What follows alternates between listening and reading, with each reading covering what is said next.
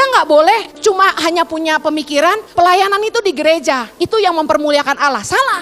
Dengerin, yang ngelihat kalian nyanyi di panggung hari ini cuma orang Kristen. Tapi yang ngelihat Anda kerja di luar sana mungkin banyak orang yang bukan anak Tuhan. Dan disitulah mimbarmu yang sesungguhnya. Anda nggak bisa rajin berdoa tapi nyolong. Rajin berdoa tapi malas, gak bisa. Imanmu tidak boleh diskon kerja kerasmu. Justru orang yang beriman itu dia percaya bahwa upah itu datang dari Tuhan. Orang yang punya iman itu kerjanya sungguh-sungguh. Soalnya dia tahu dia kerja tuh buat Tuhan bukan buat manusia. Amin. Jangan taruh imanmu pada slip gajimu. Bu Heni gimana mau rajin? Males lah, gaji cuma segitu-gitu, gak pernah dapat lembur. Listen, kalau engkau punya iman, engkau akan bekerja dengan rajin. Kenapa? Engkau tahu Tuhan sudah menentukan bagianmu yang akan jadi upahmu. Tema khotbah hari ini adalah tentang attitude. John Maxwell bilang gini, people may hear your words, but they feel your attitude. Amen. Tingkah laku itu penting banget. Saya mau kasih tahu Anda bahwa attitude is equally important as ability. Tingkah laku kita itu sama pentingnya dengan kemampuan yang kita miliki. Seseorang menjadi sangat hebat bukan hanya punya kemampuan yang luar biasa dalam hidupnya, tapi juga karena dia punya attitude yang baik. Katakan amin. Attitude adalah perilaku, tingkah laku kita, sikap kita terhadap orang lain ketika kita berinteraksi dengan sesama manusia. Cara kita bicara, cara kita bersikap terhadap orang lain. Kenapa penting punya attitude yang baik? Karena kita itu makhluk sosial yang kita gak bisa hidup sendiri, kita butuh orang lain. Kita gak boleh bersikap hari ini karena gue butuh gue baik, tapi besok kalau gak butuh gue gak baik. Kita gak boleh gitu, amen. We don't know what happen next. We need one another. Katakan sebelah kanan kirimu, saya butuh kamu. Yang suami bilang ke istri dengan penuh cinta gitu dong. Karena masalah attitude ini gak hanya hubungan antar teman, antar relasi kerja, tapi attitude ini berlaku untuk semua orang dari segala kalangan, segala golongan, khususnya dalam rumah tangga. Tahukah saudara bahwa hard skill, kemampuan, ability itu bisa dipelajari. Skill itu bisa dipelajari. Anda bisa les, Anda bisa belajar, bisa sekolah, bisa baca buku. Tapi tingkah laku, attitude yang buruk itu sangat susah diubah. Kadang-kadang kita tuh harus ngadepin, diuji, diproses, ngadepin masalah besar baru attitude kita berubah. Contoh, orang kaya mesti bangkrut dulu baru rendah hati. Nah itu bahaya. Saya berdoa kita gak perlu menghadapi masalah dulu baru berubah. Amin. Tapi pagi hari ini kita mau belajar sama-sama, kita mau jadi berkat. Katakan sama-sama, saya mau jadi berkat. Mari jadi teladan dalam tingkah laku kita. Ketika orang lain terganggu dengan sikap atau perkataan kita, kita sudah jadi batu sandungan buat orang lain. Ketika perkataan kita atau tingkah laku kita mengganggu orang, itu kita sudah jadi batu sandungan. Saya setuju ada orang yang bilang gini bahwa hidup kita nggak butuh pengakuan orang lain. Kita nggak bisa menyenangkan semua orang. Betul, saya setuju. Tapi jangan jadikan itu alasan untuk kita tidak mau berubah.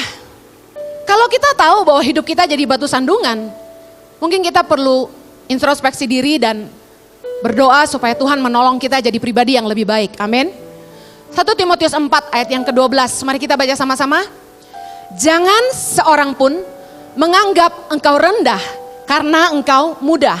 Jadilah teladan bagi orang-orang percaya dalam perkataanmu, dalam tingkah lakumu, dalam kasihmu, dalam kesetiaanmu, dan dalam kesucianmu. Penting sekali untuk kita bisa jadi berkat buat orang lain, supaya Yesus dipermuliakan dalam hidup kita. Kita mesti belajar punya attitude yang baik, dan bahkan lebih dari itu, kita harus jadi teladan dalam perilaku kita. Katakan amin.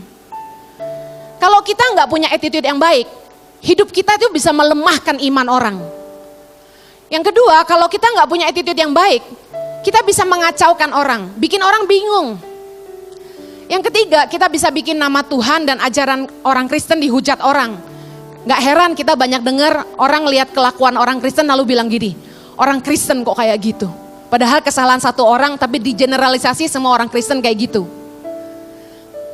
3 prinsip hidup saya dari dulu. Yang pertama, saya pegang prinsip saya nggak boleh jadi beban buat siapapun.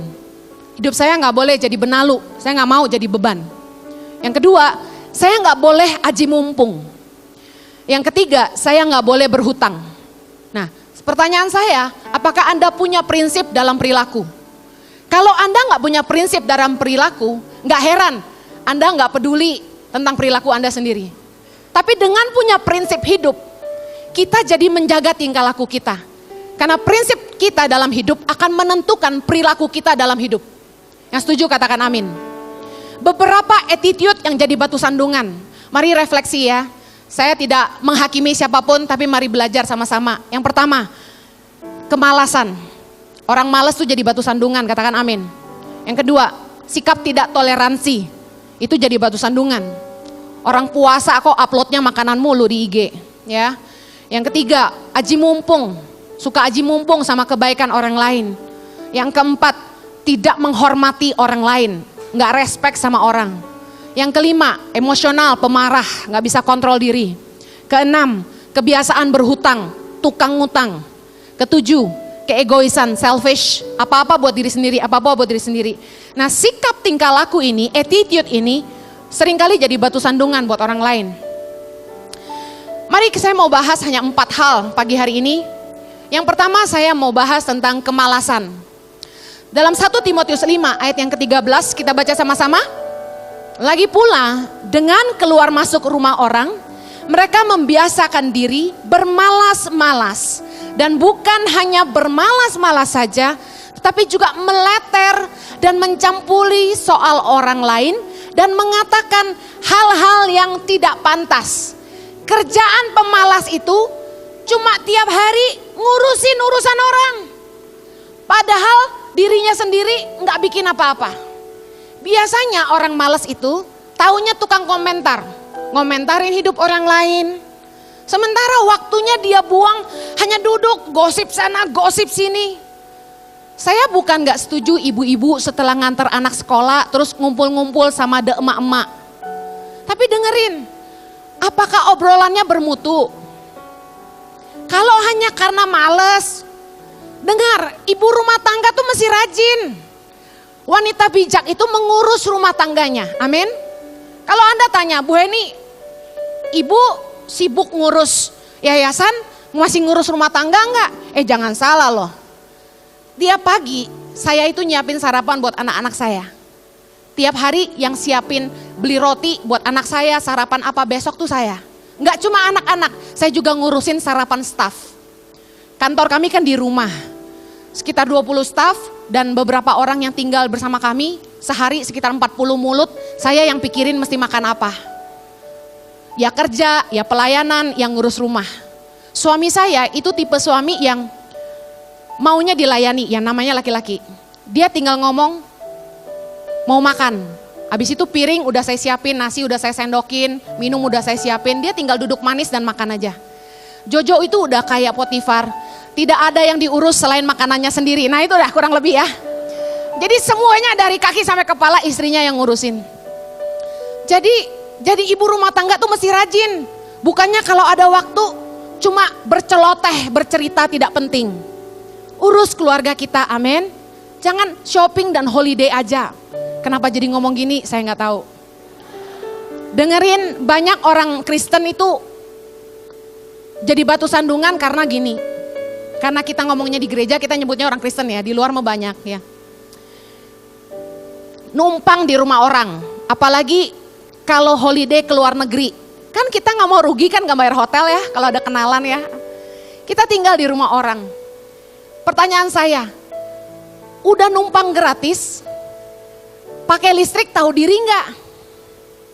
Kan nggak nitip duit buat bayar tagihan listrik sama air. Mandi kira-kira nggak?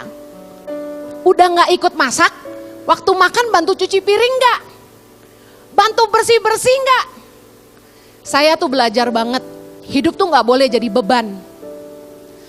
Jadi saya waktu tinggal di rumah orang, nah saudara tahu saya sudah 12 tahun pulang dari Sydney ke Indonesia, kita udah nggak punya rumah di sana. ada rumah mertua, tapi setiap kali saya pelayanan ke Australia itu cukup lama, 3 minggu sampai 4 minggu. Karena namanya tiket sekali jalan, gereja yang ngundang nggak mau rugi langsung banyak gitu ya. Nah, kami pelayanan di sana, kami numpang di rumah orang. Meskipun numpang di rumah teman baik atau di keluarga dekat, kami tahu diri. Saya bangun pagi-pagi, padahal saya tuh tidurnya malam loh. Tapi saya bangun pagi-pagi, saya siapin sarapan buat serumah, kemudian saya bersih-bersih, anak-anak saya bangunin, sarapan, selesai semua sarapan, seisi rumah sarapan, saya beresin, saya lap meja, saya cuci piring, habis itu saya masak buat makan siang, saya masak buat makan malam, saya siapin di dapur, saya cuci dapurnya karena bekas masak itu pasti minyaknya kemana-mana, saya lapin semuanya, tata semua rapi, baru saya mandi. Anak-anak udah selesai mandi, suami udah selesai mandi, saya cuci kamar mandi, saya pastikan rambut anak-anak saya nggak ada yang nempel di lantai, rambut saya nggak jatuh di lantai, saya bersihin semuanya, debu-debu saya lapin, bekas sikat gigi, kaca tuh suka basah ya, bekas odol-odol, nyipret-nyipret, nah saya lapin. Saya pastikan saya tinggal di rumah orang tuh, saya nggak bikin orang tuh bete. Nah banyak kita nggak kesadaran, udah numpang nggak mau bantu-bantu. Udah numpang gratis nggak mau bantu nih student-student yang kuliah di Bandung. Mungkin Anda numpang di rumah saudara. Dengerin, jangan jadi beban, jangan malas. Amin. Kita harus belajar jadi berkat. Bantulah bersih-bersih. Bantu cuci mobil kek, bantu cuci piring kek. Saya di Indonesia katanya selebriti, kalau di Australia jadi tukang laundry. It's okay. Saya bantu cuci-cuci baju, cuci piring, tangan sampai rusak. Karena kulit saya sebenarnya sensitif terhadap sabun. Tapi nggak apa-apa, saya happy. Selama hidup kita jadi berkat buat orang. Anda pikir jadi berkat hanya cukup khotbah aja? No, orang lihat hidup kita turun dari mimbar ini. Amin. Dengar baik, jangan malas. Kita harus jadi berkat, bukan jadi beban. Katakan sebelah kanan kirimu, kamu harus jadi berkat, bukan jadi beban. Dengar, kalau udah nggak bisa nolong, jangan malah nyusahin orang. Orang yang malas, saya lihat mentalnya tuh pengemis. Apa mental pengemis? Ngandelin orang lain dan cenderung sukanya minta-minta. Saya ketemu beberapa orang, ada di keluarga besar juga, malasnya minta ampun. Kerjaannya ngantri ke rumah saudara dari satu rumah ke rumah yang lain. Ngapain? Cuma minta-minta doang. Bukan gak bisa kerja, malas. Mami saya umurnya sudah 61 jalan 62, tapi masih kerja sampai sekarang. Jadi kalau ada perempuan yang umurnya baru 45 udah teriak, aduh udah tua, males loh. Dengerin, jangan jadi benalu atau parasit dalam hidup orang. Orang yang malas itu akan jadi beban. Kita lihat 2 Tesalonika 3 ayat 7, 8 dan 10. Sama-sama, sebab kamu sendiri tahu bagaimana kamu harus mengikuti teladan kami, karena kami tidak lalai bekerja di antara kamu dan tidak makan roti orang dengan percuma, tetapi kami berusaha dan berjerih payah siang malam, supaya jangan menjadi beban bagi siapapun di antara kamu. Sebab juga waktu kami berada di antara kamu, kami memberi peringatan ini kepada kamu. Jika seorang tidak mau bekerja, janganlah ia makan. Paulus mengajar kita, jangan makan roti orang dengan percuma. Jangan lalai bekerja. Dengar, kalau ada orang yang malas kerja, jangan makan. Amin. Gak ada alasan untuk kita jadi pemalas kalau kita mau jadi berkat. Buat orang-orang yang bekerja, dengar, imanmu tidak boleh mendiskon kerja kerasmu. Doa kuat sih, puasa kuat. Tuhan berkati aku, tapi kerja males, datang terlambat, hitung-hitungan. Bagaimana attitude Anda di dunia kerja? Waktu Anda datang ke tempat kerja, apakah terlambat? Ketika duduk di kantor, apa hal pertama yang Anda kerjakan? Rata-rata nih, bikin kopi. Sarapan tuh di rumah, bukan di tempat kerja. Amin. Saya nggak nyindir staf saya loh ya, karena kebetulan saya suka ngasih makan, jadi saya selalu siapkan sarapan. Kemudian bikin kopi, duduk di meja, belum lagi mampir ke meja sebelah. Apa kabar bro? Gimana? Saham turun? Ngomongin yang gak penting. Balik ke meja, bukannya langsung kerja.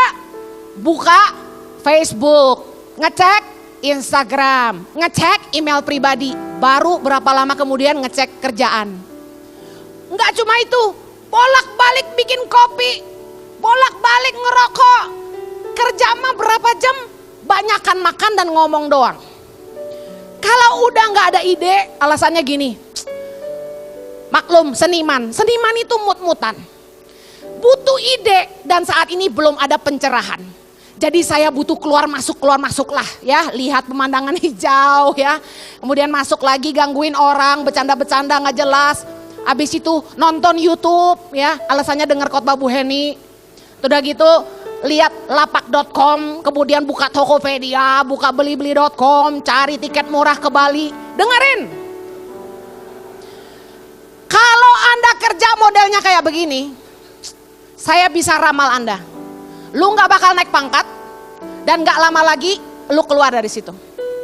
Orang yang attitude-nya malas gak bakal dibutuhin. Kita gak butuh orang hebat, kita butuh orang yang karakternya luar biasa. Orang yang sedang-sedang masih bisa diajarin. Skill itu bisa dipelajari. Tapi attitude yang buruk itu sulit diubah. Orang yang kayak begini gak layak dihargai di tempat kerja, keluar aja. Dengar baik. Saya dari masih sangat muda, saya pegang prinsip ini, bahwa kalau saya kerja, saya mesti kerja sungguh-sungguh. Karena kenapa? Bagi saya pekerjaan saya itu pelayanan saya. Kita nggak boleh cuma hanya punya pemikiran, pelayanan itu di gereja, itu yang mempermuliakan Allah. Salah. Dengerin, yang ngelihat kalian nyanyi di panggung hari ini cuma orang Kristen. Tapi yang ngelihat Anda kerja di luar sana, mungkin banyak orang yang bukan anak Tuhan. Dan disitulah mimbarmu yang sesungguhnya. Anda gak bisa rajin berdoa tapi nyolong. Rajin berdoa tapi malas, gak bisa. Imanmu tidak boleh diskon kerja kerasmu. Justru orang yang beriman, itu dia percaya bahwa upah itu datang dari Tuhan. Orang yang punya iman itu kerjanya sungguh-sungguh. Soalnya dia tahu, dia kerja tuh buat Tuhan bukan buat manusia. Amin. Jangan taruh imanmu pada slip gajimu. Bu Heni gimana mau rajin? Males lah. Gaji cuma segitu-gitu, gak pernah dapat lembur. Listen, kalau engkau punya iman, engkau akan bekerja dengan rajin. Kenapa? Engkau tahu Tuhan sudah menentukan bagianmu yang akan jadi upahmu. Saya waktu masih full time di gereja dulu, persembahan kasih gak seberapa. Tapi Tuhan itu luar biasa. Saya gak pernah hitungan waktu, kerja lembur-lembur, gak pernah dibayar tapi saya sukacita. Gak pernah hitung-hitungan. Saudara tahu, dari kami menikah sampai hari ini, kami gak pernah ngontrak. Kami cicil rumah, biarpun kecil, dari dulu. Tuhan itu setia, kalau kita sungguh-sungguh pakai hidup kita jadi ibadah yang berkenan kepada Allah. Amin. Amsal 12 ayat 24, mari baca.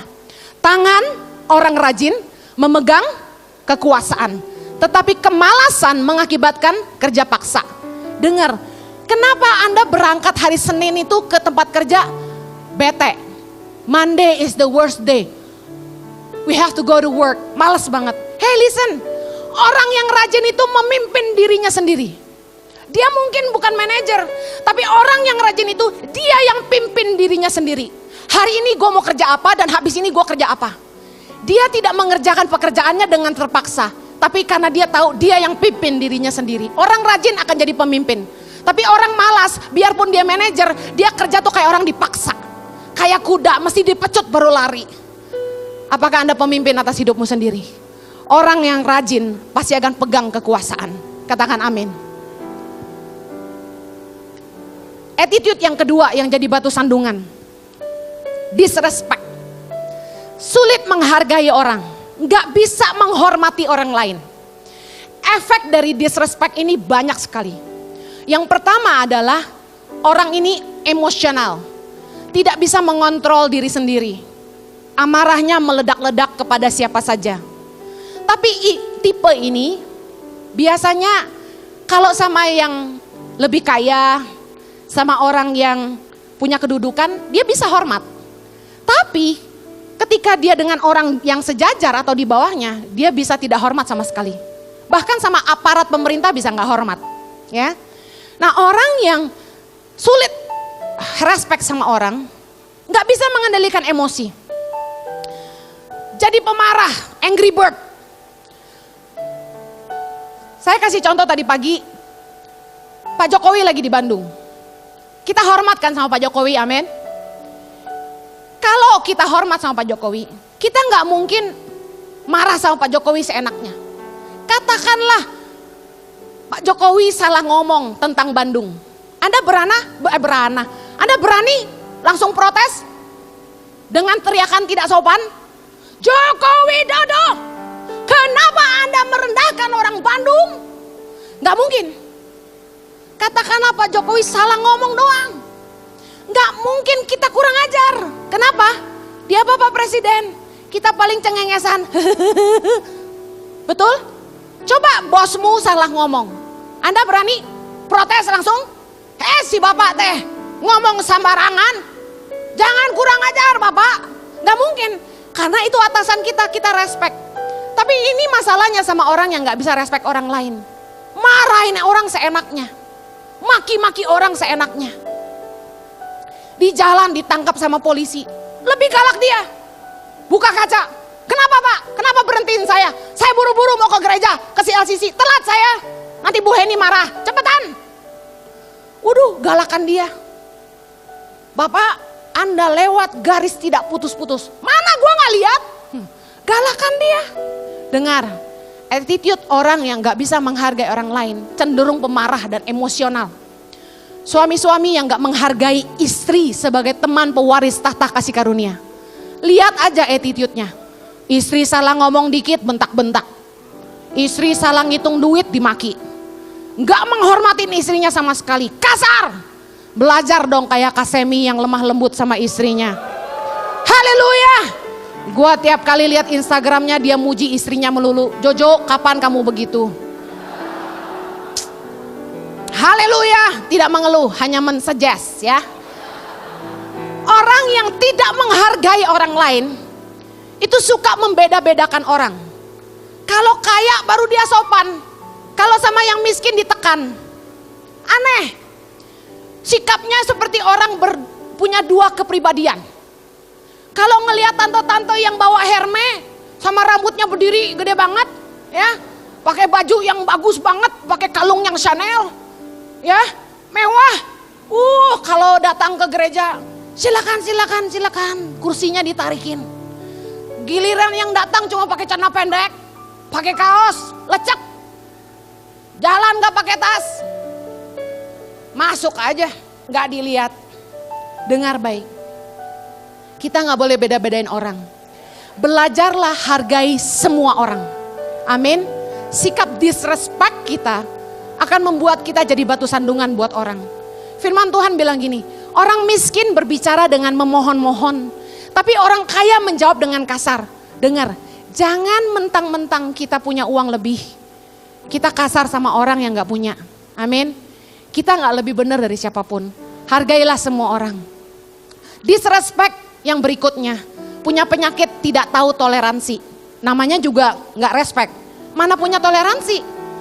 Lagi bulan puasa, upload Instagram foto lagi makan, foto yang enak-enak lagi, apalagi tengah malam mengganggu orang yang lagi diet. Gak toleransi. Terus dengan alasan, gua kan gak puasa. Kita gak bisa gitu, amen.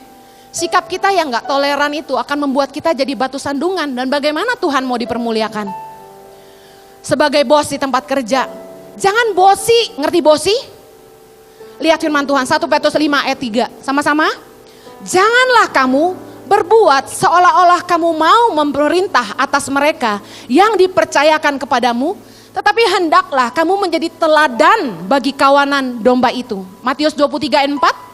Mereka mengikat beban-beban berat lalu meletakkannya di atas bahu orang, tetapi mereka sendiri tidak mau menyentuhnya.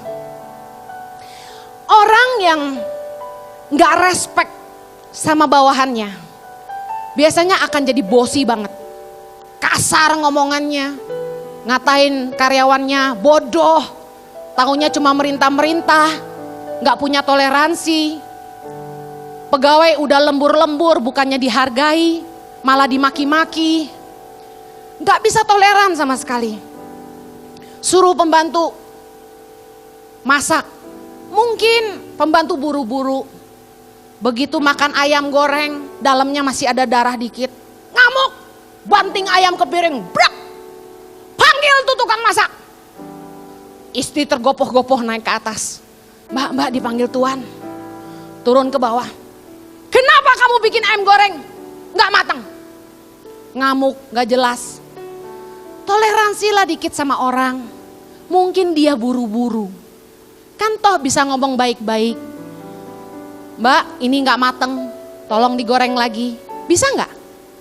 Tapi orang yang nggak bisa menghargai orang, tuh nggak bisa mikir perasaan orang lain. Dia nggak peduli gitu loh. Kita harus belajar jadi orang Kristen. Taruhlah orang lain di sepatumu gitu loh. Coba kita tuh ngerasain gimana hidup dia. Kita coba jadi, kalau kita jadi dia tuh kayak gimana. Kita berdiri di sepatu dia gitu loh.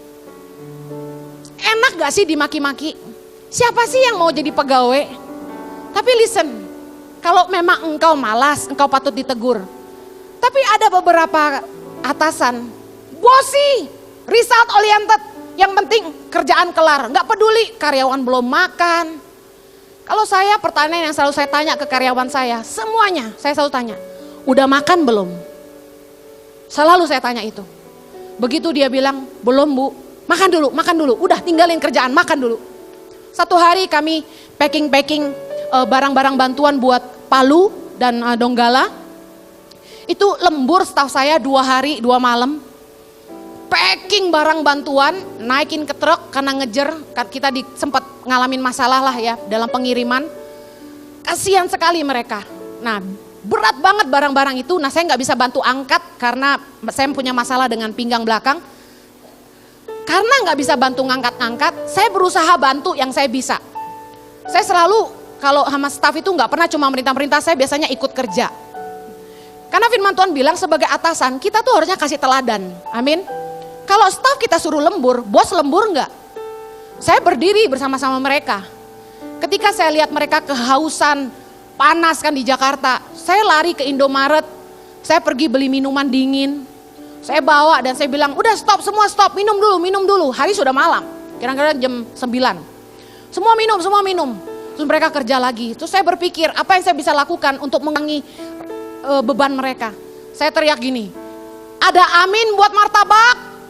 Semua teriak, amin. Saya pesen Gojek martabak, semua sukacita. Harusnya jadi atasan tuh, kita mikirin karyawan kita.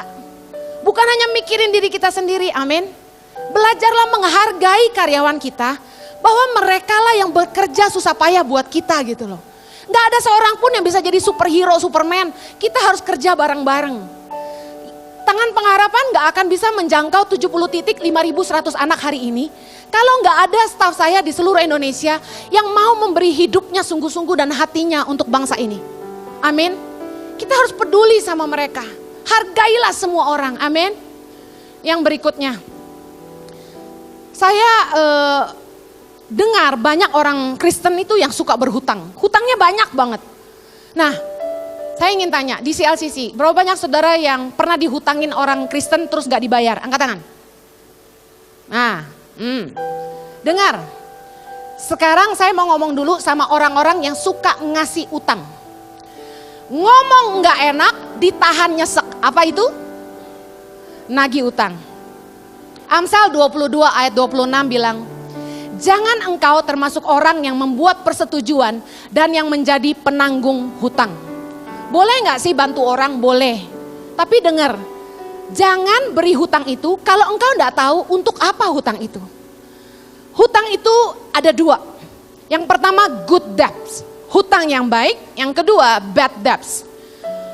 Hutang yang baik itu pinjaman yang dimanfaatkan untuk modal kerja, modal usaha, investasi yang sifatnya menghasilkan penghasilan tambahan dan membuat orang yang meminjam bisa membayar kembali, punya kemampuan untuk paying back, membayar kembali. Itu hutang yang baik. Contoh, ada pengangguran, teman kita nganggur, dia nggak punya modal, dia pengen narik Gojek, tapi dia perlu DP buat cicil motor. Nah, Anda boleh bantu orang kayak gini, ngerti ya maksud saya? Tapi bad debts, hutang yang buruk adalah pinjaman yang dipakai untuk kemewahan dan untuk dihabiskan. Contoh, pinjam duit buat liburan ke Jepang, udah jelas salah. Gak punya duit kok liburan. Yang kedua, pinjam duit buat nyekolahin anak di sekolah yang mahal. Kenapa orang itu suka berhutang? Yang pertama, keinginan lebih besar dari kemampuan. Maunya banyak tapi kemampuan gak ada. Ini yang bikin orang suka berhutang. Roma 13 ayat ke-8, mari baca sama-sama. Janganlah kamu berhutang apa-apa kepada siapapun juga, tetapi hendaklah kamu saling mengasihi. Sebab barang siapa mengasihi sesamanya manusia, ia sudah memenuhi hukum Taurat. Firman Tuhan berkata, jangan berhutang kepada siapapun juga. Karena kita akan malu-maluin Tuhan. Anak Tuhan kok suka ngutang. Dengar baik, prinsip saya, mendingan jangan makan daripada saya utang. Kalau nggak mampu, jangan beli. Wanita-wanita yang nggak bisa mengendalikan diri dengan shopping, ini nasihat saya. Jangan gesek kartu kredit terus, karena begitu tagihan datang, Anda akan ribut dengan suamimu. Gimana caranya engkau tidak berhutang? Jangan ke mall. Serius. Pertama, jangan ke mall. Kedua, jangan buka shopping online. Jangan follow butik-butik di Instagrammu. Engkau pasti tergoda. Yang suka makan, jangan follow food IG. Katanya mau kurus, tapi ngeliatannya pork chop, mie, porky. Aduh, kayak gitu-gitu. Anda akan makin nafsu untuk belanja, nafsu untuk makan. Gampang banget kalau Anda mau terlepas dari kebiasaan berhutang. Anda cukup mencukupkan dirimu dengan apa yang ada padamu. Amin. Berusaha jangan lihat keluar terus. Coba belajar bersyukur sama apa yang Tuhan berikan dalam hidupmu. Percayalah bahwa kalau engkau terlepas dari hutang, hidupmu akan jauh lebih berkualitas. Dengar, orang yang berhutang itu biasanya dimulai dari kebiasaan buruk, yaitu kebiasaan minjem barang orang. Kebiasaan meminjam itu beda dengan meminjam. Orang bisa meminjam karena kebutuhan mendadak dan dibutuhkan saat itu, tapi bukan untuk dibawa lama tapi dikembalikan. Contoh, saya tiap kali saya sharing firman Tuhan, saya lebih senang pakai pointer. Soalnya saya yang menguasai materi saya dan saya mau kemana saya bisa atur sendiri. Tapi karena saya katakan tidak bawa, saya pinjem sama multimedia pointernya. Nah, ini meminjam, it's okay, karena butuh saat ini. Tapi kebiasaan meminjam tuh begini, dia punya sih sebenarnya, tapi dia seneng aja pinjem barang orang. Kenapa? Soalnya beda sama dia punya gitu loh. Saya pernah punya teman perempuan, nginep di apartemen saya waktu di Sydney. Dia punya baju, kita tinggal sekamar. Tapi tiap hari baju saya, sepatu saya dipakein sama dia. Saya lihat di lemarinya banyak baju, banyak sepatu. Tapi dia pakai baju saya terus, dia pakai sepatu saya terus. Yang suenya kakinya sama size-nya. Paling menyebalkan sama orang yang hobinya minjem barang. Dan yang paling parah, udah minjem gak balikin. Ayo, kapan terakhir Anda minjem barang orang dan Anda gak balikin? Itu kebiasaan yang sangat buruk yang akan membuat Anda jadi batu sandungan buat orang. Ada 7 jenis tukang utang menurut duitpintar.com. Ini lucu, mari kita baca. Yang pertama, si inisiatif. Pengutang si inisiatif ini teladan. Tukang ngutang teladan. Gak usah ditagih, dia bisa inisiatif, gue bayar Senin. Wah, top. Tapi tetap, jangan suka ngutang. Yang kedua, pengutang si pelupa. Namanya juga lupa, pasti harus selalu diingetin.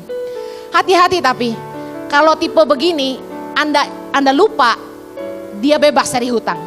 Yang ketiga, si pengalih pembicaraan. Dia paling pintar ngalihin ngomongan begitu kita udah mau nagih hutang. Pintar, dia bisa cerita macam-macam, kita akhirnya terjebak dan melupakan tadinya tujuan kita awal datang buat nagih hutang. Yang keempat, si pura-pura lupa. Ya, si pura-pura lupa. Kalau tadi pelupa, nah ini pura-pura lupa. Pengutang yang seperti ini suka lupa, hilang ingatan. Dia bisa gak sadar, begitu dia ada duit, dia ada duit. Tapi dia pura-pura lupa kalau dia punya utang. Begitu ketemu sama kita, dia bilang gini, aduh kemarin tuh sebenarnya gue udah ada duitnya, tapi lu gak nongol sih jadi gue lupa, katanya gitu. Yang kelima, pengutang sih sok sibuk. Tiap kali ditelepon buat nagih utang, dia selalu alasan, sorry gue lagi banyak kerjaan, sorry gue lagi meeting.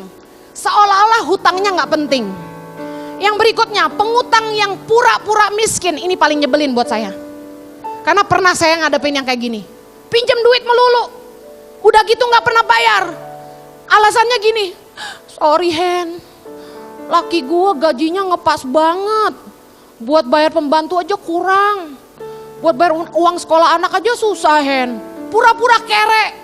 Tapi saya lihat di Instagram, dia ngafe melulu. Makan restoran mewah, shopping melulu. Dalam hati saya nih kebangetan, utang gak bayar lu mewah-mewah. Sampai sekarang dia gak bayar utangnya. Gue liatin funky sana sini terus. Yang ketujuh, si antara ada dan tiada. Nah ini ajaib. Kalau kita datang dia ngilang. Dicari selalu gak ada. Di telepon gak pernah ngangkat. Di WhatsApp gak pernah balas. Wah tipe kayak gini sih ajaib. Kita ada dia gak ada. Tapi dia selalu eksis di Instagram. Hebat. Saudara, kebiasaan ngutang itu gak baik. Kenapa? Anda enak aja ngutang. Tapi tahu gak, Anda merugikan orang yang Anda hutangi. Dan Anda akan menyengsarakan keluargamu. Ada tipe orang yang suka ngutang, yang pusing tuh pasangannya. Saya pernah punya staff dulu, istrinya tukang ngutang, gawat. Semua orang dihutangin, sebut aja. Warung, tukang sayur, adik, ipar, orang tua, temen, semua dihutangin. Suaminya yang babak belur bayarin. Pada akhirnya saya sampai panggil tuh istrinya ke kantor. Saya bilang gini, sekali lagi kamu berhutang, saya keluarkan suamimu dari kantor ini. Bikin perjanjian, tanda tangan, bahwa saya tidak akan berhutang lagi. Kenapa enggak? Saya peduli sama karyawan saya nggak mau dia pusing, stres mikirin utang, akhirnya nggak bisa kerja. Jadi beban juga buat kita. Saya bilang kalau kamu nggak berubah, kamu keluar aja deh dari sini. Saya pusing, ditolong nggak mau. Jangan biarkan hidupmu terjebak dekat orang-orang seperti ini. Dia ngutang Anda bayarin, dia ngutang Anda bayarin, dia ngutang Anda bayarin. Saya kasih tahu, orang kayak gini nggak akan pernah belajar. Sampai tua akan jadi tukang ngutang. Dan biasanya jago bohong dan selalu nyusahin keluarganya. Kasihan orang-orang yang menikah sama orang yang suka ngutang. Tapi kalau engkau punya pasangan yang demikian, saya berdoa Tuhan memberimu jalan keluar. Katakan amin. Suami itu perlu didoakan kalau dia memang tukang ngutang. Saya pada prinsipnya selalu ngajarin ini ke ibu-ibu. Punya suami yang kasar, punya suami yang gak menghargai, punya suami yang tukang ngutang, suami yang gak pintar cari uang tapi selalu selingkuhan. Dengar baik, doain pilihan suamimu cuma dua. Dia berubah atau dipanggil Tuhan, selesai. Yang keempat, sadis ya? Lah iya kita juga gitu, Anda gak mau berubah pilihannya cuma satu, nunggu aja dipanggil Tuhan, kan gak boleh cerai. Yang terakhir, attitude yang buruk. Yang terakhir yang saya mau ngomong adalah aji mumpung. Nama depannya Aji, nama family name-nya Mumpung. Opportunist. Orang yang opportunist itu mengorbankan orang lain untuk kepentingan sendiri. Fokusnya hanya keuntungan diri sendiri. Yang penting saya kenyang, yang penting saya selamat. Bodoh amat sama orang. Dibagi kue 15 potong. Dihitung staf yang ada berapa orang. Oh, ada 14. Berarti ada lebih satu. Wah, cepet-cepet diambil 2. Selebihnya lu orang satu-satu. Orang tipe aji mumpung biasanya fokus hanya diri sendiri. Rakus serakah itu sifatnya. Gak mikirin orang lain. Ngambil banyak-banyak, diajak makan bersama. Apalagi yang makan meja, yang sayur di tengah. Gua doyan nih, cumi goreng tepung. Wah, langsung disor-sor-sor di piringnya. Kayak orang rakus aja. Dengar Bapak Ibu, kalau anakmu bersikap seperti itu, ini gejala gak baik. Ajarin, saya juga ajarin anak saya. Waktu sayur banyak, kita tahu anak kita paling suka cumi goreng tepung. Dan dia cenderung angkat tuh piring, taruh di piring dia semua. Bener kan? Paling enggak dia sisain sedikit. Kasih tahu gini, bagi-bagi sama orang lain. Jangan takut habis. Kalau habis, mama pesan lagi. Didik anakmu kayak gini. Kalau enggak, anak kita akan tumbuh jadi orang yang selalu fokusnya hanya diri sendiri. Aji mumpung. Kemudian, memanfaatkan kalau dipinjemin mobil sama orang. Ini yang punya dealer mobil, gak tahu suka dipinjemin mobil gak sama orang. Udah minjem mobil orang, balikin gak dicuci, bensin gak diisi, ditabrakin lagi. Dengar, tipe aji mumpung kayak gini, orang bakal kapok pinjemin kita, betul? Saya pernah waktu di Bandung dipinjamkan mobil, Juni 2006, kami dipinjamkan mobil Avanza tahun 2004. Saya sama Jojo komitmen, kita akan rawat baik-baik mobil pinjaman orang. Karena kita udah berterima kasih sekali, kita gak punya mobil dipinjemin. Saudara tahu, saya sama Jojo tiap kali servis itu mobil, selalu di dealer Toyota. Harganya kan lebih mahal. Dibanding bengkel biasa, pasti jauh lebih mahal di bengkel Toyota. Tapi saya sama Jojo komit, kita mau track record servis mobil itu bagus. Supaya orang yang minjemin mobil seneng. Kita rawat baik-baik, kita asuransiin, kita rawat baik-baik. Tuhan tuh luar biasa. Firman Tuhan ini jadi ya dan amin dalam hidup kami. Lukas 16 ayat 12, baca sama-sama. Dan jikalau kamu tidak setia dalam harta orang lain, siapakah yang akan menyerahkan hartamu sendiri kepadamu? Belajarlah setia dengan barang orang. Saudara tahu apa yang kami alami? Mujizat terjadi. Kami awalnya dipinjamkan, tapi akhirnya Avanza itu diberikan kepada kami. Karena Tuhan mempercayai kita dengan apa yang dia beri. Amin. Tuhan tuh luar biasa. Yang berikutnya, orang yang oportunis itu mentalnya kere. Mental gratisan. Kalau makan sama temen gak mau bayar. Memanfaatkan hubungan. Kita makan rame-rame. Dan biasanya sesama temen tahu siapa yang paling kaya. Udah kayak gitu tuh biasanya. Yang kurang kaya gak mau bayar. Kan dia paling kaya, udah biar dia yang bayar. Dengerin, ini mental aji mumpung. Attitude yang buruk sekali. Kita dipanggil untuk jadi berkat. Kita harus memberkati. Firman Tuhan bilang gini, terlebih berkat memberi daripada menerima. Saya biarpun makan sama orang kaya atau yang lebih kaya dari saya selalu berusaha bayarin. Saya sempat beberapa hari yang lalu breakfast sama CEO Sogo. Karena teman orang tua saya. Begitu breakfast, dia mau bayar. Dia bilang, Hen biar saya bayar. Oh enggak Ci, jangan, saya panggilnya Ci. Jangan Ci, enggak, saya yang bayar. Sok kaya ya. Tapi dengerin, kita gak boleh dipandang rendah hanya karena kita hamba Tuhan. Siapa bilang hamba Tuhan kere? Amin Pak Semi? Gue bayar.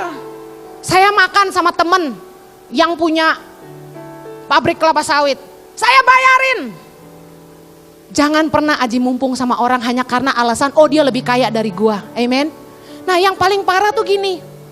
Sekali-kali dibayarin gak masalah sih. Tapi kalau selalu harus dibayarin itu jadi masalah. Amin. Saya pengalaman hidup saya. Dari saya remaja, saya sama Jojo, kami kan pacaran dari umur, ya gak boleh, pokoknya dari muda banget ya. Ntar jadi teladan yang buruk lagi. Kami pacaran tuh lama banget. Nah dari kami sangat muda, kami tuh hobi bayarin orang makan. Di Australia tiap kali makan, kami selalu traktir teman-teman. Bukannya kami punya lebih, tapi kami pikir cuma seminggu sekali abis gereja, masa gak mau dibayarin. Saya bayarin teman-teman. Oh kaya banget Bu Heni. Enggak, saya percaya bahwa kalau kita menabur kita, Tuhan pasti pelihara kita juga gitu. Saya bayarin teman-teman. Sayangnya beberapa orang Kristen di antara kami itu ngelihat saya sama Jojo suka neraktir, mereka aji mumpung. Tiap kali makan sama saya gak pernah mau bayar. Jangankan makan, nonton bioskop aja gak pernah mau ganti tuh duit tiket.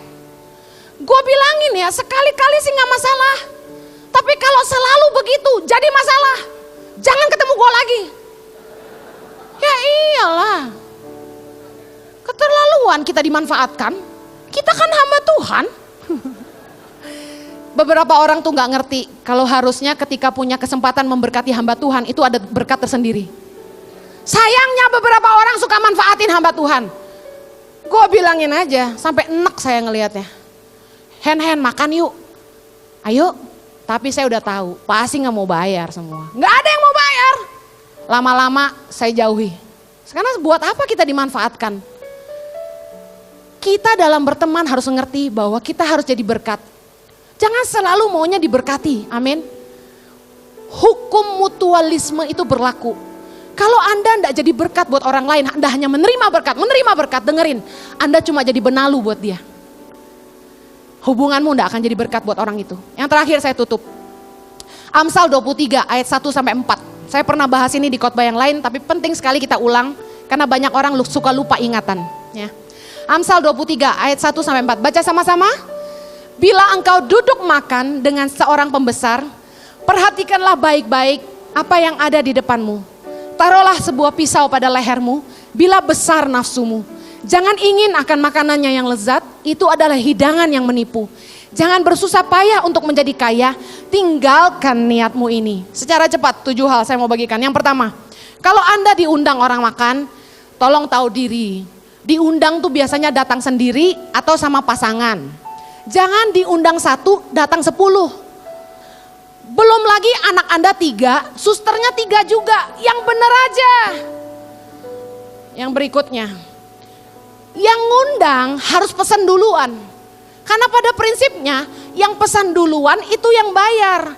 Kalau Anda diundang orang makan, Anda ngomong gini, saya ikut aja. Karena sopan santunnya mereka akan tawarin mau makan apa.